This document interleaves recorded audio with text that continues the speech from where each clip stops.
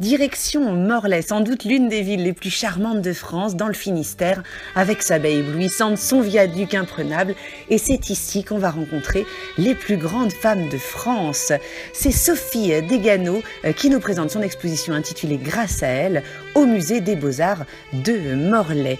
On a affaire ici à une galerie de 60 portraits exclusivement féminins allant du XIIe siècle à aujourd'hui. Des portraits qui, contrairement à ce qu'on pourrait penser en voyant ces images, ne sont pas des esquisses dessinées au feutre noir à main levée, ce sont des gravures réalisées comme autrefois en creusant très minutieusement une plaque qu'on ancrera par la suite. Et ce qui est très impressionnant, au-delà de la technique de l'artiste, eh bien c'est l'effet de tous ces visages mis côte à côte, tous au même format, réalisés dans le même style, dans le même graphisme, comme s'ils étaient tous sur un même piédestal et surtout comme s'ils étaient tous de la même époque.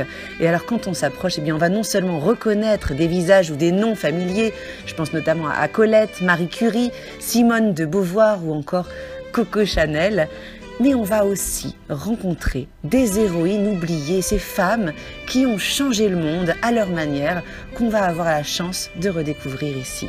Alors parmi ces femmes de Londres, eh bien, on peut par exemple citer Alice Guy, la première réalisatrice de cinéma au monde, Adrienne Bolland, la première femme pilote d'essai, la première à traverser la Manche, quand même, c'est pas rien, Flora Tristan, première journaliste à enquêter sur le terrain, on était en 1830, imaginez un peu. Voilà, autant d'histoires que de portraits.